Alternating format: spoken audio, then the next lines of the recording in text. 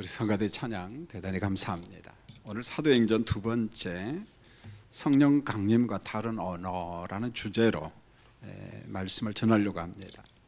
사도행전 설교를 준비하면서 그런 마음이 있어요. 우리가 전통적으로 해석하고 이해했지만은 제가 사도행전을 준비하면서 옛날 내가 이해했던 건 좀 다르구나 그런 생각이 좀 들어서 요거 하나는 내가 꼭 우리 교인들에게 전해줘야겠다, 알려줘야겠다, 그런 간절함, 그런 간절함이 있더라고요 보면. 그래서 주일이 기다려주고 우리 성도님들에게 이거 하나 알려줘야겠다, 그런 어떤 기쁨, 보람이 제게 한 주간 내내 있었습니다. 자, 우리가 잘 아는 것처럼 사도행전의 저자는 의사 누가입니다. 그 의사 누가는 누가복음도 기록했고 사도행전을 기록했어요. 그런데 말씀을 받는 독자도 똑같아요. 로마 행정관리인 데오빌로 각하에게 말씀을 전하죠 보면은.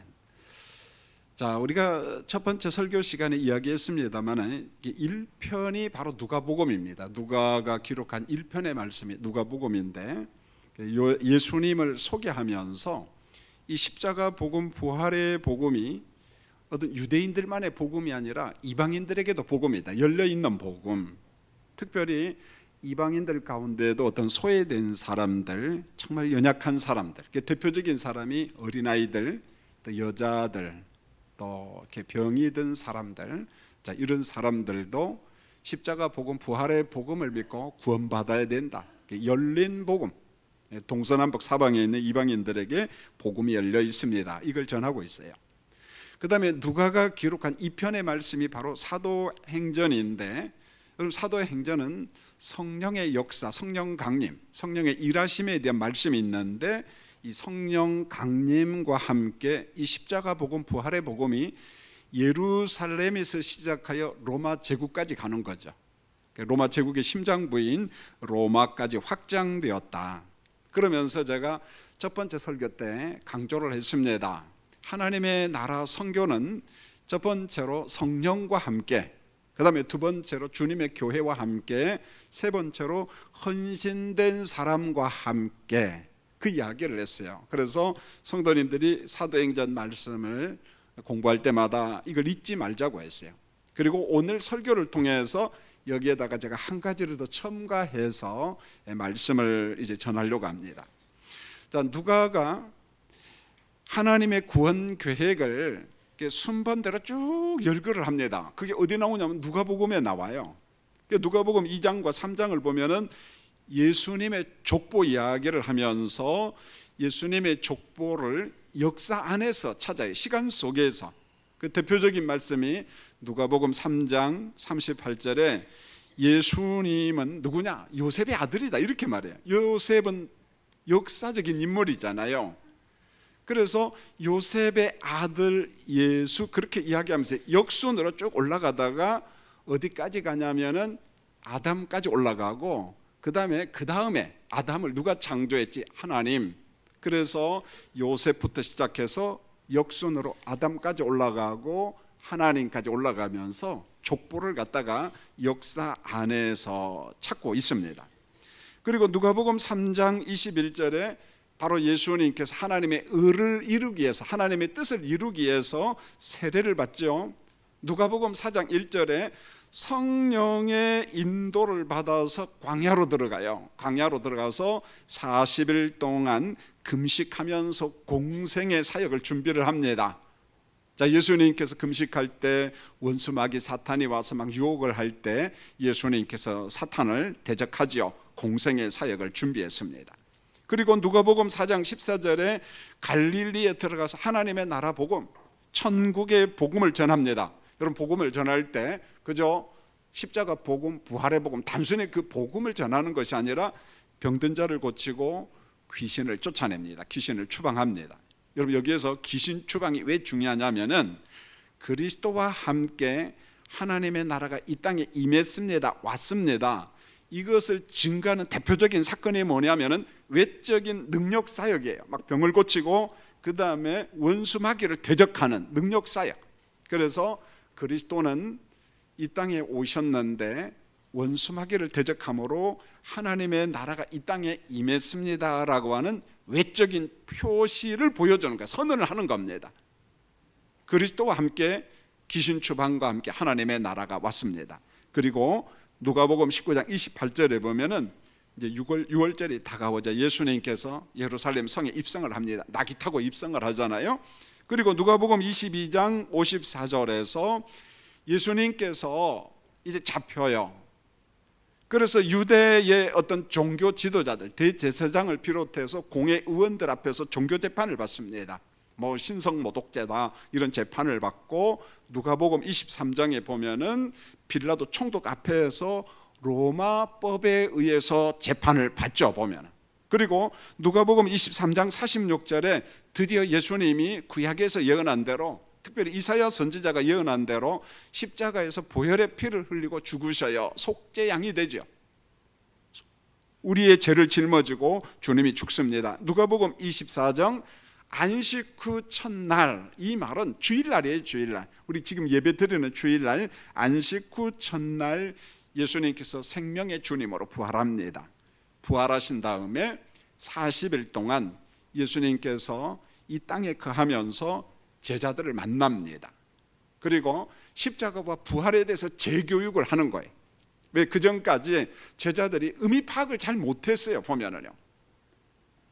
그래서 막 흩어지기도 하고 무서워서 어떤 뭐 다락방 같은데 뭐 들어가 있기도 하고 그랬잖아요. 근데 예수님께서 부활과 십자가를 재교육하면서 절대 이제 두려워하지 말라, 의심하지 말라.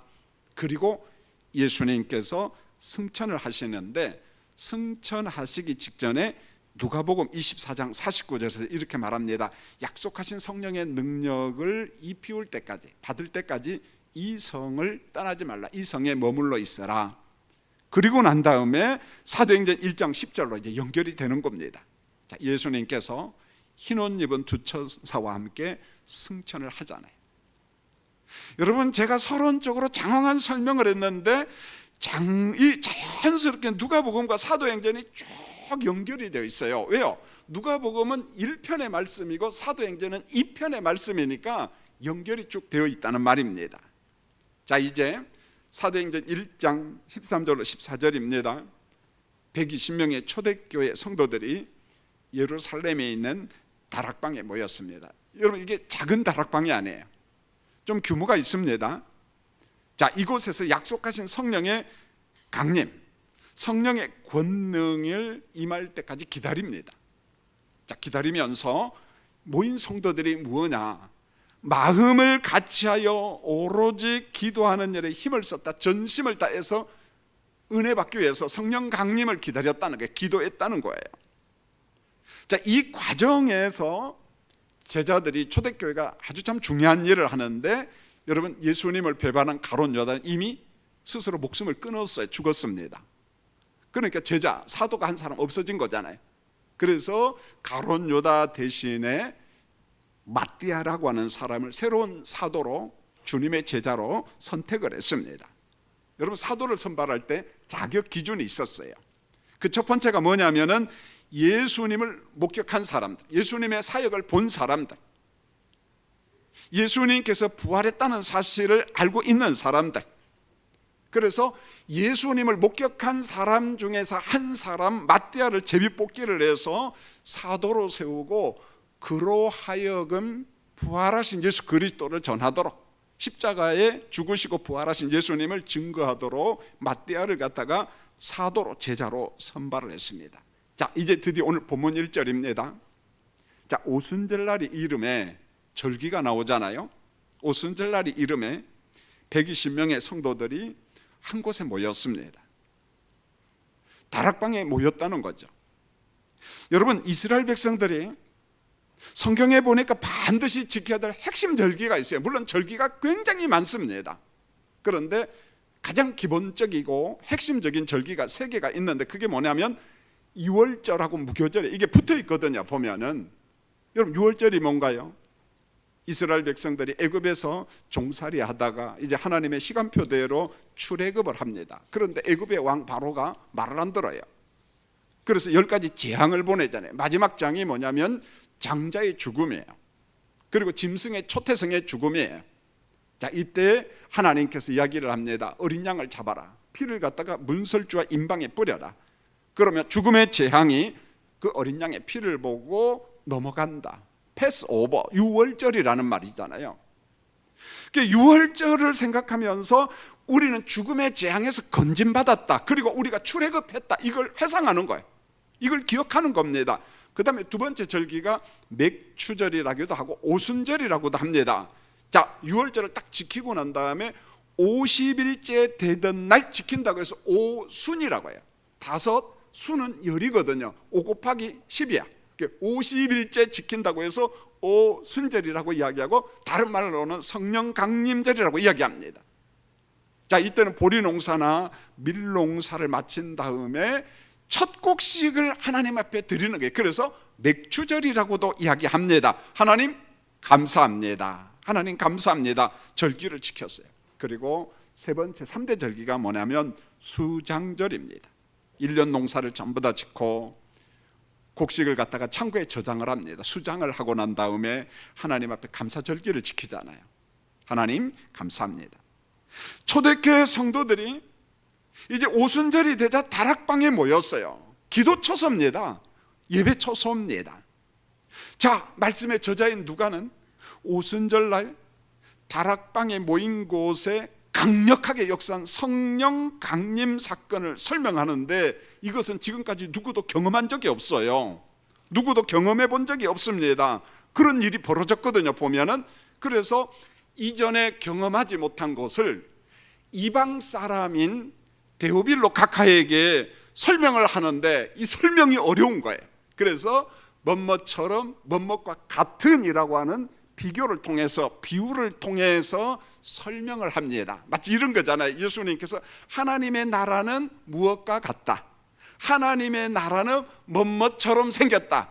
그런데 오늘 누가도 데오빌로 각하에게 오순절날 성령 강림한 사건을 그가 알아들을 수 있도록 비유로서 설명을 하고 있습니다. 자, 성도님들, 오늘 제가 누가가 성령 강림에 대해서 설명을 하는데 본문 2절로 4절을 여러분 그냥 생각 없이 듣지 마시고 마치 우리가 이 현장에 있다라는 감정, 생각을 가지고 오늘 말씀을 좀 들었으면 좋겠어요. 할렐루야. 우리가 한번 이 속에 한번 뚫고 들어가 봤으면 좋겠어요. 느껴봤으면 좋겠어요.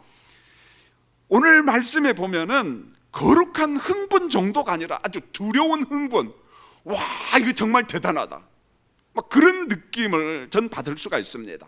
그래서 데오빌로 각하여 오순절에 성령이 강림한 그 역사 사건을 제가 설명을 할 테니까 마치 한 폭의 그림을 보듯이 제가 이야기하는 것을 한번 상상해 보시기 바랍니다. 우리는 그림을 보듯이가 아니고 영상을 보듯이, 유튜버를 보듯이, 그러면서 이 오늘 말씀을 한번 느껴보고 좀 손에 좀 한번 만져봤으면 좋겠다, 그런 생각이 들어요. 자, 2절 말씀을 그런 의미에서 한번 열심히 한번 읽어보겠습니다. 시작. 호련히 하늘로부터 급하고 강한 바람 같은 소리가 있어 그들이 앉은 온 집에 가득하며 그랬어요. 여러분 여기 보니까 호련히 갑자기 그랬어요. 호련히 갑자기 하늘로부터 급하고 강한 바람 같은 소리와 함께 앉아있는 사람들에게 이 다락방에 임했습니다. 여러분 여기에 보니까 뭐뭐과 같은 소리 그랬잖아요. 뭐뭐과 같은 소리가 있어, 이런 비교, 비유로서 이야기를 합니다. 자, 저는 이 말씀을 접할 때마다 늘 생각이 나는 게 우리가 뉴스를 접하잖아요. 미국에서 토네이도 바람이 텍사스주를 지나서 뭐 오클라호마로 지나가고 거기가 이 토네이도가 가는 바람길이거든요. 보면은 그걸로 쭉 지나갑니다. 그런데요, 여러분 얼마나 강력하냐면은 집이 그냥 다 날아가 버립니다. 자동차가 다 날아가 봅니다. 보면 굉장하잖아요. 보면 한번 제 아내하고 같이 달라스에 보면 도너스 샵 하는 사람들이 참 많아요. 달라스에. 지금도 우리 교회 출신 김창대 집사님 부부는 뭐 거기서 있기도 하고, 아는 지인들이 좀 있어서 뭐 가서 신방도 하고 기도도 하고, 한 번은 그냥 갑자기 칠흑처럼 어두에 새카매요. 그러니까 막 바람이 막 불어오는데 막 굉장합니다. 그 옆에 있는 사람이 목사님 이게 토네이도입니다. 그런데 그런 강력한 그건 아니지만 그래도 굉장합니다. 새카매지고 바람이 막 지나가고 막 흔들리기도 하고. 아, 그렇구나. 마치 저는 그런 느낌이 들어요. 오늘 2절 말씀, 호련히 갑자기 하늘로부터 급하고 강한 바람 같은 소리가 다락방에 지금 임했거든요. 멋먹 같은. 이게 무슨 말입니까? 강력한 성령의 임재가 지금 성령의 강림을 말씀하고 있는 거예요. 아주 강력한 성령의 임재, 성령의 강림. 마치 이런 겁니다. 욥이 그런 말을 하잖아요. 욥기서 말씀을 보면은 하나님의 임재 앞에 욥이 너무너무 두려웠어요. 그래서 내 몸에 털이 막 쭈삣쭈삣 쓰는 느낌. 여러분, 우리가 개인적으로 기도할 때 기도원이나 심지어는 예배당에서도 그래요. 아무도 없이 조용히 기도할 때 성령의 강력한 임재를 느낄 때 두려움이 있어요. 거룩한 두려움이에요. 여러분, 그런 경험이 있나요? 다 있을 수는 없지만 그런 임재를 우리가 느끼거든요. 보면은요. 오늘 다락방에 모인 사람들은 두려움에 잡혔어요. 성령의 강력한 임재 앞에서 정말 두려움을 느낀 거예요. 거룩한 두려움을. 자, 두 번째 증상이 있습니다. 여러분, 3절을 또 한번 읽어볼 때 한 번 또 강력한 성령의 임재를 경험해 봤으면 좋겠어요. 읽겠습니다. 시작. 마치 불의 혀처럼 갈라지는 것들이 그들에게 보여 각 사람이 하나씩 임하여 있더니. 여러분, 말씀이 굉장히 세밀하잖아요. 마치 불의 혀처럼 갈라지는 몇몇 것들이 다락방에 모인 사람들에게 보여 각각 임하였더라. 그랬어요. 몇몇처럼, 역시 비교입니다. 비유입니다. 이걸 설명하려고 조금 제가 논리비약을 합니다. 억지스럽지만은 근데 좀 맞아요. 여러분, 음식을 조리할 때 집에 가스불을 켜잖아요. 근데 가스불을 피우면 좀 이게 뭡니까? 불을 갖다가 높은 단계를 올리면 불꽃이 쫙 올라와서 여러 개가 옆으로 쫙 퍼지는데 마치 그게 그 불꽃이 오늘 성경에서 뭐라고 이야기했느냐면은 불의 혀같이, 사람 혀가 있잖아요. 불의 혀처럼 이렇게 막 갈라지는 거 보여요? 안 보여요? 아, 좀 보인다고 해요, 여러분요. 좀요. 아는 척도 좀 해주시고. 여러분, 갈라진 불꽃이, 그 가스불과 같이 생긴 그 불꽃이 오늘 마가 다락방에 모인 사람들 각 사람 위에 임했다는 거예요. 각 사람이. 누구한테는 임하고 누구한테는 임하지 않고, 그게 아니고 모든 사람에게 임했습니다. 자, 이 모든 현상은 누구로부터 온 거예요? 성령으로부터 강력한 바람 같은, 불꽃과 같은, 불의 혀와 같은 능력이 그들 가운데 임했습니다. 성령이 각 사람에게 굉장하게 역사했다는 거예요. 임했다는 말입니다. 그 다음에 세 번째 증상을 한번 보세요. 4절입니다. 놀라운 일이 벌어졌어요. 자, 4절 한번 읽겠습니다. 시작. 그들이 다 성령의 충만함을 받고 성령의 말하게 하심을 따라 다른 언어들로 말하기를 시작하더라. 자, 그들이 다 성령 충만을 받고 성령님이 말하게 하심을 따라 전부 다 무슨 언어예요? 다른 언어들입니다. 다른 언어들 말하기 시작했다는 거예요. 보면은요. 여러분, 이때 성령 충만은 뭔고 하냐면은 누가복음 24장 49절에서 위로부터 임한 능력, 위로부터 임한 능력, 사도행전 1장 8절은 약속하신 권능 그랬습니다. 약속하신 권능. 자, 다락방에 모인 성도들이 바람과 같은 성령, 불과 같은 성령을 받자 즉각 어떤 결과가 나타나냐면은 성령이 말하게 하심을 따라서 다른 언어들을 말하기 시작했다. 다른 언어. 그러면 다른 언어는 뭔가 하냐면은 이 당시 유대인들이 팔레스틴 지역에 살고 있는 사람들이 주로 사용하는 게 두 가지 언어입니다. 하나는 히브리어예요. 유대인들이 주로 쓰죠. 그 다음에는 그 당시 공용어가 아람어였어요. 아람어. 아람어는 지금의 시리아입니다. 지금 내전하고 있잖아요. 아람어였습니다. 그런데 이 사람들이 쓰고 있는 언어가 아니고 다른 언어예요. 다른 언어. 많은 언어들이 강력한 성령의 역사와 함께 성령의 충만함과 함께 사람들이 다른 언어를 사용하기 시작했다는 거예요. 다른 언어. 여러분, 누가가 성령의 강림 기사를 사도행전에 기록한 목적이 있어요.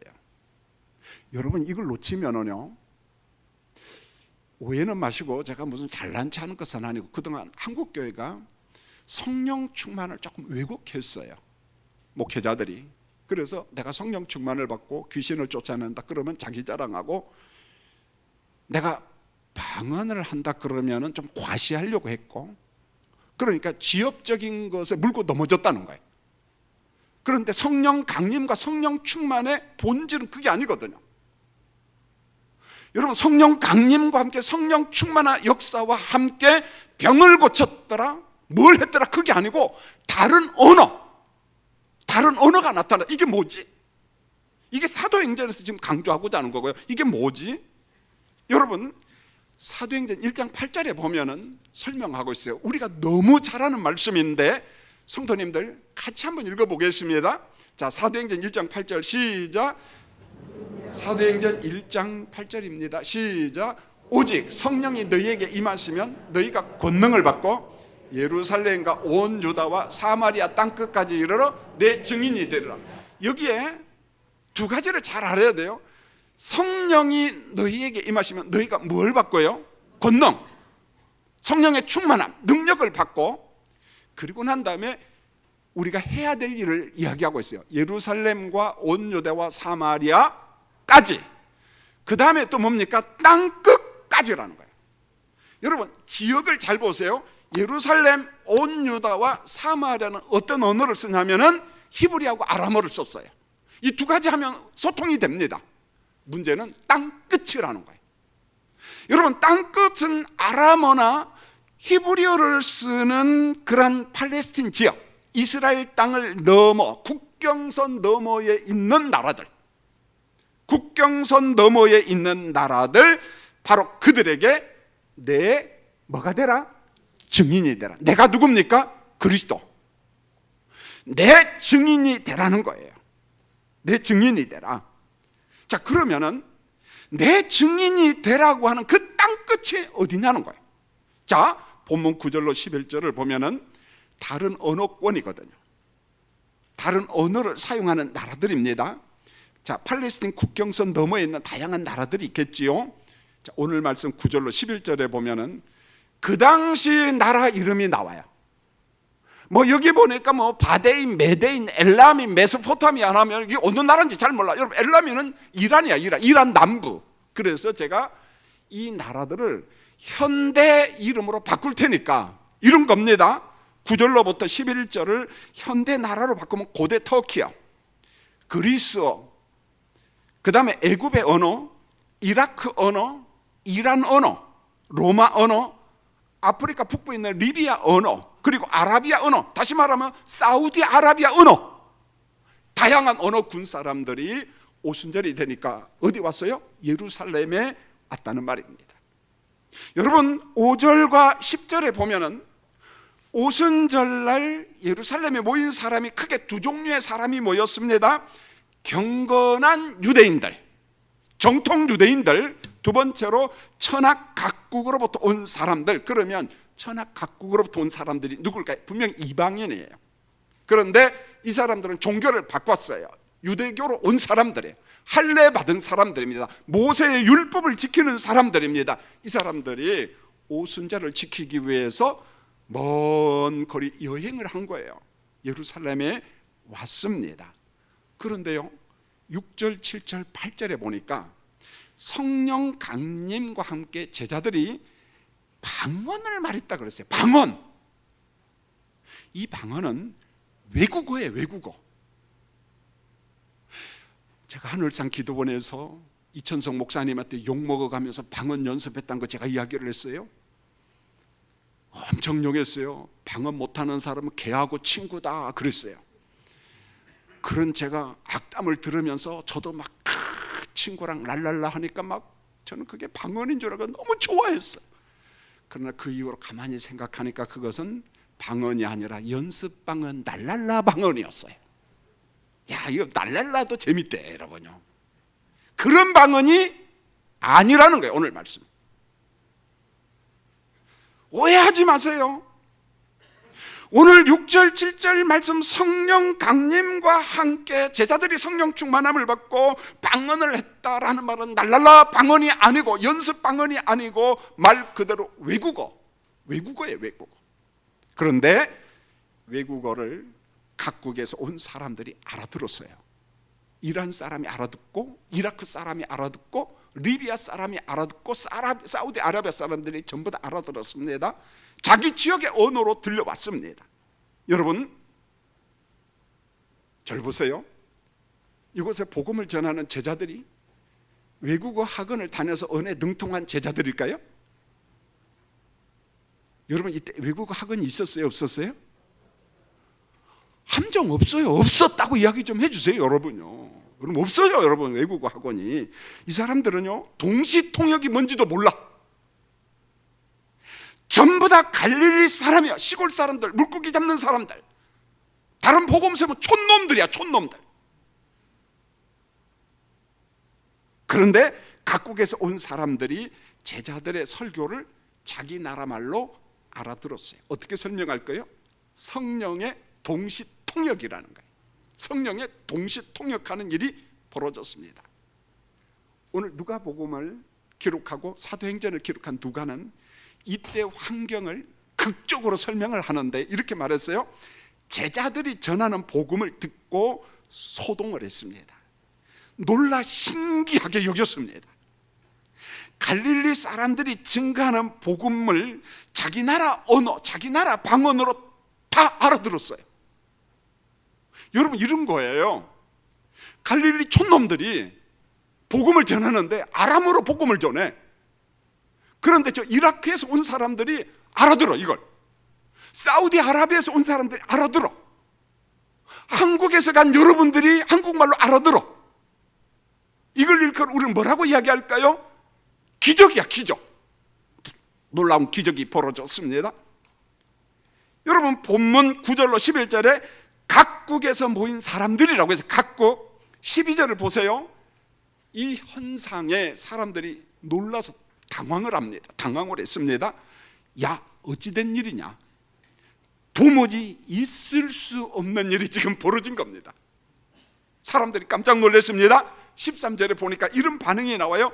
어떤 이들은 조롱할 정도로 성령의 강력한 임재를 경험했어요. 뭐라고 조롱하냐면 전부 다 이 사람 세술에 취했다, 술 취했다는 거예요. 다르게 말하면 미친놈들이라는 거예요. 미친놈들이라는 거예요. 세술에 취했다. 여러분, 성령의 임재와 성령의 충만한 사건, 그리고 다른 언어로 이야기하는 것이 우리 귀에 들리는 사건을 보고 사람들이 세술에 취했다, 조롱도 하고 빈정거리기도 하고 어떤 사람 막 당황하기도 하고 놀라기도 하고 지금 난리가 난 겁니다. 난리가 난 거예요. 성도님들, 왜 사도행전에서 성령 강림 사건을 이야기하면서 다른 언어 이야기를 할까요? 여기 바로 사도행전의 키포인트가 있는 거예요. 여러분, 성령 강림은 하나님의 구속 계획에서 반드시 필요한 단회적 사건이라는 거예요. 단회적 사건, 이례적 사건이라는 거예요. 자, 여기에서 성도님들, 우리가 좀 진리를 정확하게 배우죠. 그렇지 않으면 이단한테 속아 넘어가요. 여러분, 제가 물을 때 함정 없습니다. 그러나 공부한다는 차원에서 자신감 있게 이야기해야 돼요. 예수님의 성육신은 몇 번이면 됩니까? 1부 때도 주저주저했어요. 2부 때도 주저주저했어요. 3부 때도 말하는 사람 3사람 여기밖에 없어요. 여기는 아직도 오리무중이야. 몰라. 그러면 된다 안 된다? 그럼 누가 와요? 신천지가 와서 여러분 유혹해.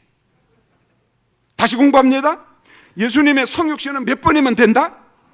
한 번. 예수님의 십자가의 죽음은 몇 번이면 돼요? 한 번. 예수님의 부활도 몇 번? 한 번. 승천도 몇 번? 성령 강림도 그러면 몇 번? 한 번. 할렐루야. 목사님, 근데 내가 찬송가 부를 때 성령이여 강림하소서, 나 그 노래 부를 때마다 오늘 성령이 오시옵소서 그렇게 불렀는데요. 죄송합니다마는 그 가사의 의도는 그게 아니에요. 성령은 오순절 한 번 강림했어요. 강림하신 성령이 어디로 갔을까요? 지상교회에 있나요? 우리 안에 있어요. 거기에서 찬송가를 쓴 사람은 우리 안에 임재하신 성령님 능력을 내게 주세요. 능력이 나타나 하나님의 나라 선교를 하게 해주세요. 그 말을 그렇게 가사를 쓴 거예요, 여러분요. 그러니까 성령이 강림하사 그 노래를 부를 때도 성령이 또 오시옵소서 그런 말이 아니고 우리 안에 임재하신 성령님 능력이 나타나 우리 교회를 써주시고 여러분들을 써주세요, 그런 말이에요. 할렐루야, 할렐루야. 여러분, 하나님의 구속 역사를 이루기 위해서는 성령 강림이 꼭 와야 돼요. 필수입니다. 여러분, 성령의 강림을 통해서 성령께서 주님의 교회와 함께 이 세상에 하나님의 나라를 세워가고 있는 거예요. 그래서 제가 이야기를 했습니다. 하나님의 나라 선교는 성령과 함께, 어디와 함께? 교회와 함께, 누구와 함께? 헌신된 사람들과 함께. 성령이 없이는 선교가 가능합니까? 불가능합니까? 불가능해요. 성령의 역사 없이는 하나님의 나라 선교를 못하고 원수마귀를 대적할 수가 없습니다. 성령은 열방을 선교케 하는 하나님의 능력이에요. 하나님의 권세예요. 하나님 자신입니다. 그렇다면은 정리합니다. 열방의 선교, 동서남북의 선교, 전 세상의 선교는 필수가 있어요. 지금까지 제가 이야기한 그 세 개에다가 하나만 더 보태면 됩니다. 오늘 설교 이것 때문에 설교하는 거예요. 다시 정리합니다. 하나님의 나라 선교는 성령과 함께, 교회와 함께, 누구와 함께? 헌신된 사람과 함께. 단순히 헌신된 사람만 가지고는 안 돼. 헌신된 사람이 언어와 함께. 언어, 그 나라 언어. 자, 영어권 사람들에게는 무엇으로 복음을 전해야 될까요? 영어로. 불어권 사람은 뭘로요? 불어로. 중국어권 사람들은 무엇으로요? 중국어. 여러분, 제가 태국에 선교사로 가면은요, 태국 선교사가 웃어요. 김 목사님, 태국어 할 줄 아세요? No. 그럼 뭘 전하러 왔어요? 복음 전하러. 뭘 가지고 복음을 전해? 나 태국어 못하는데. 물론 선교사를 도와줄 수는 있어요. 밥 사줄 수는 있어요. 수고한다고 격려할 수는 있어요. 결국은 하나님의 나라 선교는 성령과 함께, 교회와 함께, 헌신된 사람과 함께 하는데 뭘 통해서 해야 돼요? 언어를 통해서 해야 돼요. 언어를 통해서 해야 된다. 여기 보십시오. 성령이 강림했어요. 모인 사람들이 무엇 받았어요? 성령 충만함을 받았어요. 성령 충만함 받은 사람들이 무엇을 이야기했다고요? 다른 언어들을 이야기해요. 왜요? 복음 전하도록, 그리스도의 증인이 되도록. 여러분 자녀들 가운데, 손자들 가운데 언어를 너무너무 잘해요. 영어도 잘하고 스페인어도 잘하고 뭐 이 나라 저 나라 언어를 잘하면은요, 좀 선교가 힘들고 벅차더라도 우리 하나님께서 우리 손자한테 선교사의 은사를 주셨구나, 복음을 전할 은사를 주셨구나. 여러분, 선교할 수 있는 기회를 열어주셔야 돼요. 누군가는 선교를 해야 돼요. 다른 언어를 잘하는 사람들, 다른 언어를 잘하는 사람들. 자, 그러면은 오늘 3부 예배 드리는 우리는 어떻게 해야 됩니까? 여러분도 선교사가 돼야 됩니다. 그게 뭡니까? 지구촌에 있는 여러 나라가 있는데 그들 가운데 한 나라, 한 종족을 선택을 하고 기도를 해주세요. 지속적으로. 추상적으로 하지 마시고 전미자 선교사가 사역하는 아프리카 토고를 위해서. 여러분, 전미자 선교사가 7월 중순에 옵니다. 몸이 많이 아파요. 눈이 어두워요. 통증으로 고생합니다. 몸이 쫙 말랐습니다. 여자 싱글의 몸으로 일한다는 게 참 어렵잖아요. 고민하면서 지금 옵니다. 몸도 고쳐야지 되고. 여러분, 나는 오늘부터 아프리카 토고 전미자 선교사를 위해서 난 기도해야겠다. 작정하고 기도하는 선교사가 되기를 원합니다. 그렇게 정하라는 거예요. 한 나라 혹은 두 나라, 한 선교사, 두 선교사. 두 번째로, 여러분은 보내는 선교사로서 사역 후원자가 돼야 돼요. 그게 뭐냐? 선교비입니다. 돈이에요. 여러분, 10,000원 돈 필요 없습니다. 5만 원 괜찮아요. 10만 원 좋습니다. 내가 작정한 선교사를 위해 있다면은 그 사람한테 개인 계좌를 알아서 보내주세요. 나는 어디로 보낼지 모르겠어요. 그러면 교회에다, 석관중앙교회에다가 선교비를 보내서, 그러면 우리 교회에서요 한 달이면 몇백만 원씩 선교비가 갑니다. 선교비가 갑니다. 여러분, 나는 목사님 돈이 없어요. 예, 없을 수 있어요. 그런데 여러분, 외식 한 번만 줄이면 한 달에 5만 원씩 보낼 수 있어요. 할렐루야. 얼마든지 할 수 있습니다. 여러분, 내 물질이 가는 곳에 내 마음이 가요. 기도가 갑니다. 마지막 하나는 미션 1이에요. 미션 2 말고, 해외 말고, 내 옆에 있는 사람, 내 친구. 여러분, 대한민국은요 7월달 8월달 되면은요 어느 동네고 예외 없이 초등학교 동창회를 합니다. 해외 안 해요? 아, 우리 교인들은 안 하는구나. 합니다. 저는 가지 말라 소리 안 합니다. 가세요. 동창회비 좀 많이 내세요. 단 술은 절대 잡수시면 안 돼요, 여러분요. 동창회 가가지고. 그러나 이야기하십시오. 난 교회 다닌다. 난 석관중앙교회 장로님이다. 권사님이다. 집사님이다. 내가 옛날에 초등학교, 중고등학교 때는 예수를 몰랐지만은 난 예수를 믿는다. 그러면은요 다 인정합니다. 다 인정합니다. 그러나 구두쇠는 되지 마세요. 동창회비 안 내려고 뺀질뺀질 거리면 안 돼요. 예수 믿기 때문에 더 많이 내시기 바랍니다. 더 많이. 그들에게 생명의 복음을, 미션 1 선교사가 되어야 된다는 거예요. 자, 이제 오늘 사도행전 2번째 설교를 마치겠습니다. 여러분 따라하실까요? 성령이 임하시면 반드시 꼭 내 증인이 되리라. 이게 성령 충만함의 근본이에요. 성령과 함께, 교회와 함께, 헌신된 사람과 함께, 그리고 언어와 함께 내 증인이 되라. 이게 사도행전이 말씀하는 성령 강림과 성령 충만함의 본질이라는 거예요. 나머지는 부수적인 거예요. 성령 충만을 자기 능력 자랑, 아니요, 그건 본질이 아니라는 거예요. 성령 충만하면 무조건 생각하세요. 십자가 복음 자랑, 예수 자랑, 천국 자랑하는 우리 교인들이 되기를 원합니다. 기도하겠습니다. 하나님 우리 아버지, 우리는 사도행전과 혹은 고린도전서 12장의 은사장을 통해서 성령의 충만과 성령의 은사를 너무 지엽적으로 생각했어요.